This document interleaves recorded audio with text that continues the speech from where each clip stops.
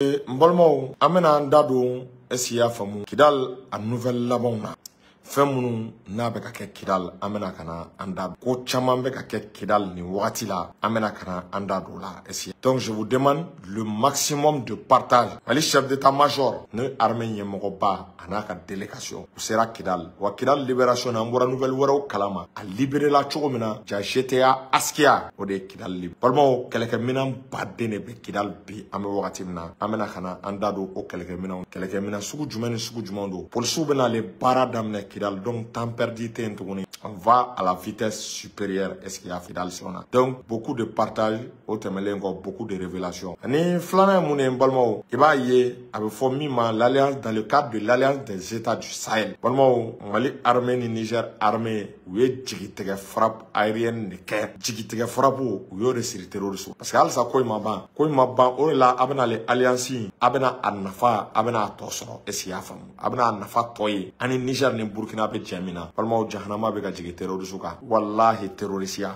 uba haramu not yan jewli je terroriste abeba en jewli je terroriste abeba eskia ube ahramiste donc balmo iba e kafo une nouvelle damado de ben amena munu ndawma rapidement eskia famu donc nous voulons vraiment le maximum de partage ani kidal amega me amanda do la information do fene ko mogo do be ka bo ka Adamadun ina fo terroriste nunu tara ka du munun to kata pied ta fentain ta adu kare ka daw kare amena ndado la va falloir o ka dabla ame wakati parce que ka Mali armée ka victoire do be fe ka anogo faut que bara nu luka donc je veux le maximum de partage pour que ka damne donc yani awbe kla partage là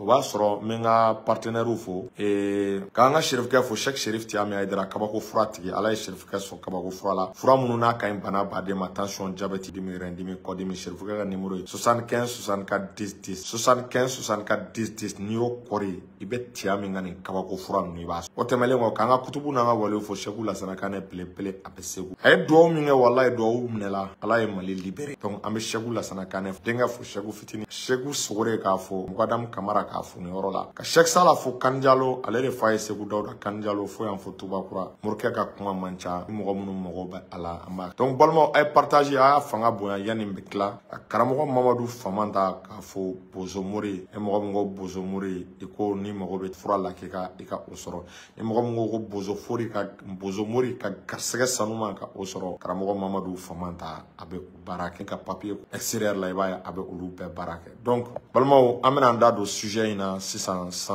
komi mɔgɔw dalen don an ka page bɛ ka signaler a bɛ wagatinin bɔ est-ce que vous voyez donc balimaw a b'a ye k'a fɔ Kidal opération a baara a daminɛ a baara banna disons Kidal opération baara bannen kunu chef d'état-major n'o ye Mali armée ɲɛmɔgɔba ye balimaw kunu a sera Kidal i b'a ye k'a fɔ ani mɔgɔ caman taara Kidal a n'a ka délégation taara Kidal ka t'i ɲɛ da kan ka taa lajɛ fɛn baara min kɛra Kidal balimaw a b'a dɔn taara hélicoptère la balimaw avion jiginnen u ye tɛgɛrɛ de kɛ ka an ka chef d'état-major u ye tɛgɛrɛ de kɛ ka a kunbɛn balimaw chef d'état-major i b'a ye k'a fɔ a selen a ye foli bila Mali sarasiw ma a ye foli bila Kidal population ma a y'a yira k'a fɔ ko nin baara min kɛra n'i y'a ye nin baara in sera ka se sɔrɔ peuple malien aw de balimaw ko ja i b'a ye sous GTA 2 i b'a ye k'a fɔ olu de ye Kidal opération a baara kɛ balimaw ja force spéciale ye baara caman kɛ dɛ a b'a dɔn GTA min ye Kidal libéré a GTA tɔgɔ ko GTA Askia o GTA Askia o ɲɛmɔgɔba ye est-ce qu'il y'a faamu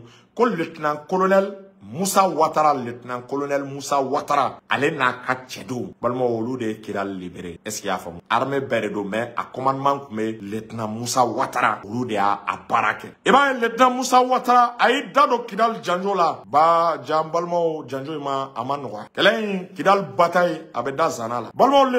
lieutenant colonel i b'a ye k'a fɔ Moussa Ouattara a ko Kidal opération gɛlɛyara kojugu ko avion ye baara kɛ dugumala ye baara kɛ blindés ye baara kɛ balimaw ko force spéciale cɛ k'u ye baara kɛ su caman kɔnɔna la dɛ balimaw anw bɛ kuma min fɔ an ma bɔ armée yɛrɛ bɔra k'an ka kuma k'a confirmer an bɛ kuma min fɔ o de la anw bɛ min fɔ an ti nkalon fɔ est-ce que y'a fɔ don o don anw bɛ livre de guerre anw b'a kalan stratégie militaire pour que k'a faamu anw bɛ kuma caman fɔ aw ye balimaw a kuma ninnu a kana miiri ko kalo kan don nɔ an y'a ɲɛɲini an bɛ recherche de kɛ an bɛ armement minnu capacité fɔ i b'a sɔrɔ an y'a ɲɛɲini ka recherche kɛ k'a capacité dɔn donc o de siratigɛ la a ko sufɛla ko chauffeur bara chamangara ko force spéciale ko cɛw donna chauffeur la cɛw donna chauffeur la o bɛ ka terroriste ta kelen o bɛ ka terroriste ta fila o bɛ ka terroriste bɔrɔntɔ ja sufɛ kɛlɛ ka jugu terroriste ma ja u kun tɛ sunɔgɔ su kɔnɔna la terroriste kun bɛ Kidal bila de ka t'u da kuluju la dugu mana ja u bɛ na ja u b'an ka bɔ balimaw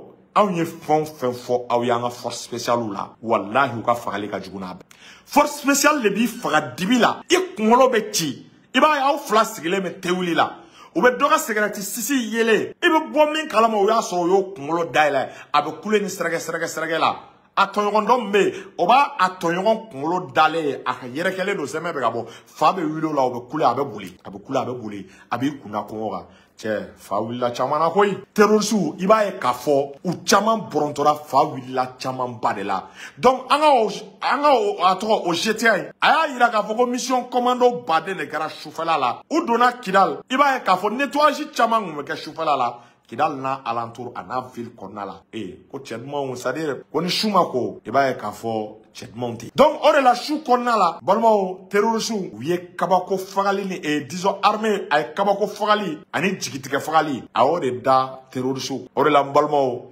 Sadio Camara ye min fɔ ko opération pour le repos éternel balimaw wallahi o baara de kɛra donc GTA min y'a libéré GTA Askia o GTA Askia ɲɛmɔgɔba de lieutenant colonel Musa Ouattara k'a Ouattara balimaw wallahi a ye baara kɛ a n'a ka cɛw ye baara kɛ o de siratigɛ la i b'a ye Kidal yɛrɛ kɔnɔna la balimaw un dispositif sécuritaire min a bɛ mɔgɔ hakili sigi i b'a ye k'a fɔ an ka chef d'état-major ko kɛlɛkɛminɛn sugu o sugu ni Mali armée mago b'a la k'a bɛɛ sera Kidal balimaw n'an yɛrɛ ye avion ye o bɛ ka défiler Kidal kan MINUSMA taara ka kan min to ani kan 1 balimaw a contrôle bɛ Mali armée bolo a bɛɛ ye avion ye avion ye jiginni daminɛ hélicoptère ye jiginni daminɛ yɔrɔ a hakili b'a la o kun taara cɛncɛn to Mali armée ye cɛncɛn fɛn fɛn to na Mali armée y'a bɛɛ damɛ k'a dala kɛ sa avion qualité sugu bɛɛ bɛ se ka jigin Kidal aéroport la avion qualité sugu bɛɛ a bɛɛ bɛ se ka jigin san Kidal aéroport la donc an kɛlɛkɛminɛn min ye Kidal maliyɛnw k'aw si kana siran ko yanni diɲɛ wuli cɛ rébellion ti wuli tuguni rébellion an y'a dɔn a fura ye min ye rébellion fura tɛ dɔwɛrɛ ye o ye ka marifa san k'i labɛn o ye ka drone san k'i labɛn o ye ka hélicoptère san ne yɛrɛ ɲɛ ye min ye image la n ye hélicoptère Mi-24 ye ka hélicoptère Mi-34P ye est-ce que i y'a faamu n ye albatrosiw ye n ye sukow ye ninnu bɛɛ bɛ Kidal minnu bɛ galon tigɛ la ko terroriste taara k'u bɛ segin ka na ko yanni diɲɛ wuli cɛ jɔ don cɛ terroriste tɛ na Mali la tugun nin ye terrorisme ko de bannen o de siratigɛ la i b'a ye bi conseil des ministres la tɛgɛrɛ de kɛra ka Assimi kunbɛra ni tɛgɛrɛ de premier ministre n'a ka jama fɛ donc u nana ka na Sadio Camara ɲininka Sadio Camara y'a yira k'a fɔ ko baara min kɛra i b'a ye k'a fɔ k'a baara bɛɛ ɲɛmɔgɔba mɔgɔ kun bɛ ka coordonner baara in coordonner k'o ye colonel Assimi Goïta de ko armée ka mission bɛna kɛ mun ye Kidal ko ka population lakana ko ka terroriste ka fɛɛrɛ kɛ u kana segin ka na tuguni Kidal kɔnɔna la ko de senfɛ ko patrouille bɛna caya ko parce que ko terroriste taara mais u ma taa yɔrɔ jan u dogolen bɛ kuluwow la u dogolen bɛ kulu dakɛrɛfɛlaw la u bɛ Kidal kɛrɛfɛ dugu dɔw la donc balimaw opération wɛrɛ de bɛna ale daminɛ opération min bɛ taa terroriste ka u déloger k'u gɛn ka bɔ yen yɔrɔ ninnu na o opération olu bɛna ale daminɛ ala tɛna mɛn donc ko Kidal polisiw sera yen ka ban polisiw ka effectif armée bɛna dugu to polisiw bolo donc ni armée ye dugu to polisiw bolo o la armée bɛ bɔ a bɛ bɔ dugu kɔnɔ n'a bɔra dugu kɔnɔ sisan i b'a ye k'a fɔ a bɛ taa dugu kɔ kan ka taa munumunu salo kɛ ka taa patrouille kɛ pour que ka terroriste ɲini k'u bila ka taa lahara armée bɛna o baara de kɛ donc a b'a ye polisiw jɔda ka bon parce que polisiw de ni population civile bɛ ɲɔgɔn faamu polisiw de bɛ se ka population civile k'a dɔn nin ye tiɲɛnikɛla ye nin tɛ tiɲɛnikɛla ye o tɛ armée ka baara ye donc o de la ni kɛlɛ min kɛra Mali armée composante bɛɛ de participera polisiw bɛɛ participera nin kɛlɛ la donc mention spéciale à la police nationale donc polisiw sera bi a tɔ ye dɔrɔn panko kelen ani ɲɛwawa dɔw bɛ ka le 20 fɔ dɔw bɛ ka lundi fɔ dɔw bɛ ka mardi fɔ ko Kidal commissariat bɛna daminɛ polisiw bɛna patrouille kɛ u bɛ sɛgɛsɛgɛli kɛ e bɛ bɔ min i bɛ taa min u bɛna documents di est-ce que i y'a faamu wa administration bɛ labɛn na balimaw ko in ka teli dɛ Mali administration Kidal fɛn o fɛn kan ka taa dɔgɔtɔrɔ polisiw sapeur pompier balimaw ko nin baara bɛɛ bannen kalan bɛna daminɛ Kidal pendant plus de 10 ans denmisɛnninw tɛ kalan bɛna daminɛ u bɛna formation accélérée kɛ denmisɛnninw kun Kidalikaw mago bɛ besoin fɛn fɛn la a bɛɛ bɛna kɛ mais aw hakili jigin Arabie Saoudite a ye financement di Mali ma kanga a tɔgɔ ko sira min bɛ bɔ Gao ka taa Kidal ko k'a sira dilan Kidal sira dilanni a financement k'a sɔrɔla déjà donc développement de bɛna ale daminɛ dugu jukɔrɔ nafolow bɔli de bɛna ale daminɛ tubabuw kun bɛ ka siran fɛn min ye tubabu kun tɛ fɛ baara min ka kɛ balimaw a bɛna ye kalo kura baara bɛna daminɛ pétrole baara sanu baara dugu jukɔrɔ nafolo ani réseau bɛna bɛɛ kɛ Faransi sɔn bɛ ci a kɔnɔ Faransi dusu bɛna kasi est-ce que i y'a faamu i y'a faamu donc o de siratigɛ la balimaw ko Kidal ko baara dɔw bɛ ka kɛ il faut que mɔgɔw ka o dabila o ye baara jumɛn ye ko dɔw bɛ ka taa est-ce que i y'a faamu ka taa du ci ka taa du dayɛlɛ ka taa ni balo ni fɛn min bɛ yen ou bien terroriste minnu n'u ka so bɛ mɔgɔw bɛ ka t'u ka du ci mɔgɔw bɛ ka taa u ka balo ta mɔgɔw bɛ ka t'u ka sokɔnɔ minɛnw ta il faut que o baara ka dabila k'a fɔ Kidal population ye u kana armée ka baara saboter tubabuw bɛ nin de ɲini u kana kumada di tubabuw ma ka piyeli kɛ ka taa minɛnw ta ka taa SEMA ka mɔgɔw ka so ci a bɛna kɛ sababu ye SEMA bɛ taa ni argument de ye o ni na an b'a ye o bɛ taa fɔ k'u t'anw ka siya fɛ o bɛ taa fɔ ko Mali tɛ anw fɛ o bɛ taa fɔ ko Mali bɛ ka olu ka du ci ko Mali tɛ fɛ ka olu ye faut que a tɔgɔ o image ka corriger il va falloir o baara ninnu ka dabila Kidal population n'aw tulo bɛ na a kana taa maga mɔgɔ ka so la a kana mɔgɔ ka so ci a kana tasarali kɛ an bɛɛ de ye kelen banbaganci minnu u bɛ fili de kɔnɔ u bɛ dɔw ka influence de la an b'u nɛgɛn k'u bɔ o fili kɔnɔ an bɛ jɛ an bɛ Mali jɔ ɲɔgɔn fɛ an sera niveau min ma est-ce que i y'a faamu c'est-à-dire ali terroriste ninnu balimaw ni mɔgɔ minnu bɛ se ka récupérer u la an k'a bila esprit kɔnɔ an ka olu récupérer parce que n'an ma olu récupérer tuma bɛɛ Faransi bɛna olu de utiliser ka taa nkalon tigɛ u bɛ taa nkalon tigɛ ko i m'a ye k'an bɛ ka siya dɔ kɛ den kɛrɛfɛ u bɛ taa nkalon tigɛ k'i m'a ye ko kabini an donna ko mɔgɔ dɔw bɛ olu tɛ ka hɛrɛ sɔrɔ ko jamanadenw sirannen don il faut que o kuma de ka corriger donc ka taa mɔgɔw ka du ci ka taa mɔgɔw ka biens ta il faut que o baara ka dabila donc polisi bɛ na u bɛ sɛgɛsɛgɛli kɛ u bɛ lakana kɛ Mali armée yɛrɛ kun ye dɔw minɛ denmisɛnnin minnu tun bɛ ka baara kɛ Mali armée kun ye dɔw minɛ mais ko sɛgɛsɛgɛliw senfɛ i b'a ye k'a fɔ k'a tilala ka ye ko o denmisɛnninw ka olu sen tɛ a la donc minnu sen bɛ a la u ka baara dabila u kana armée ka baara saboter u kana armée ka image tiɲɛ u kana armée ka image ka a lanɔgɔ an ye victoire min kɛ fo sisan a ma fɔ ko population sara a ma fɔ ko muso sara a ma fɔ ko denmisɛnnin sara diɲɛ mɔgɔw dabali banna parce que an ka force spéciale u ye opération spectaculaire de kɛ pour que ka su doga gɛrɛntɛ kana se population ma olu ka o baara ɲumanba n'a fɔra ko denmisɛnnin dɔw Kidal k'olu bɛna kana o baara saboter il va falloir u ka o dabila État ko k'a b'a jɔ a jɔyɔrɔ la État ko k'a b'a ka responsabilité ta ni mɔgɔ o mɔgɔ yera k'i bɛ ka dɔ kan i bɛ ka taa dɔ ka balo suɲɛ i bɛ ka taa dɔ ka da kari i bɛ sɔn ka minɛ dɛ n'i minɛla i bɛ di kiiri ma dɛ il va falloir o fɛn ninnu olu ka dabila donc an k'a lajɛ SEMA mɔgɔw u ka jɛ ka na an ka Mali baara an t'u contre la on est contre personne u ka na an ka Mali baara u ka bɔ Faransi ka mara kɔnɔ donc n'u ka mɔgɔ minnu nana k'an ka jɛ an ka faso baara balimaw an ka accepter an ka yafa parce que fɛn dɔ de bɛ yen a b'a dɔn tant que nin ɲɛmɔgɔ ninnu an ma ninnu dɔw récupérer tuma bɛɛ u bɛna nanfigiw de bila wayi Mali a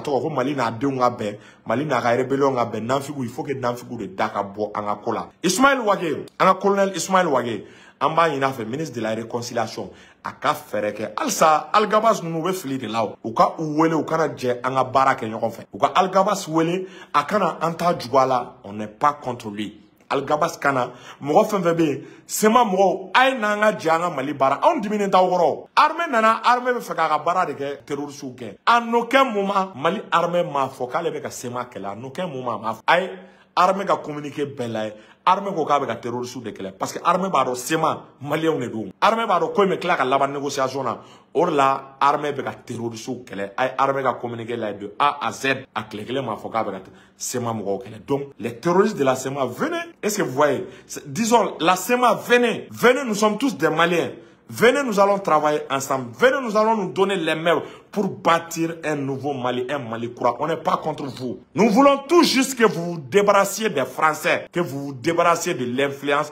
occidentale. On met au drone corps. Est-ce qu'il y a famille? Donc,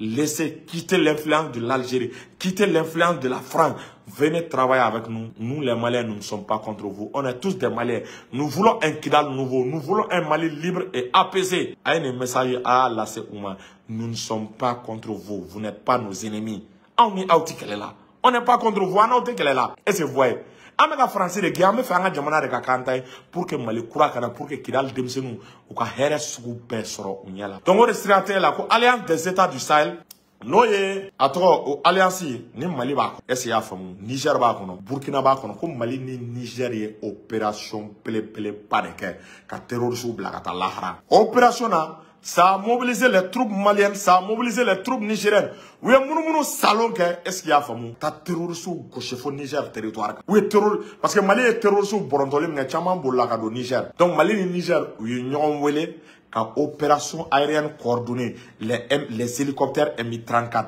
les drones maliens, les drones nigériens, les super ticano du Niger, où l'on est Mali, ou peka jahanama de tchèque terroriste, ou terroriste tof fait, ou beaucoup bé halaki, ou beaucoup halaki. Eh, tchè chaman vo terroriste à l'anisem. Chaman bade mena vo terroriste à l'anisem. Donc, bolmo, opération ne va continuer. Armée masigire, ko terroriste kam tout non fait faut couler. Au de la mounou mala, il faut que tout le monde dépose les armes. Ou ka armes déposées, ou kana, ante ou contrôle là. Mais ni armes déposées, ni armes kuni là. Venez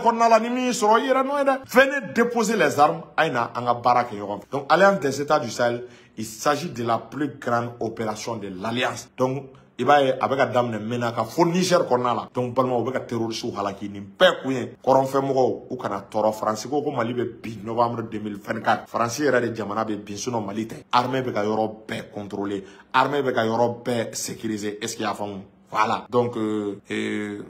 anga jega baraka, est-ce que vous voyez? Donc amour de rien fort ben. Donc balmao ni yoron na ame vidéo bla ka malien kelengelen esia famu. Donc sini amena conseil ou di kidal gestion marali ka anga ke ketcho mina ou ka anga baraka ni akilna ni famu amena ou be fereo ou ideo fort. Donc ni yoron la mata yan batuli baram taun de melim taun tikitu liminge vraiment amba fo au barala. Nenka malien akli toujours jigitugu murike abeka tuluni safne fere mbalmo aga safne akan aramaden karjigama abe street abe karjige lana abe dawla dima abe ka chance augmenter abeka tulu min fana fere aga tulu bara ko wa chance ya tulu bara a tulu kan kojugu esia ya tulu bi koja aramaden ya bi karjige daile bi kisi gregeroma a tulu esia fam e ba ni dona jamala ka chance de surtout tungarange badene be ka tulu ka commande donc ay ko commande ke ni ala ne grâce na me clama ka numéro au bema donc kaw fo kaw barkada balma amara sila Jérusalem.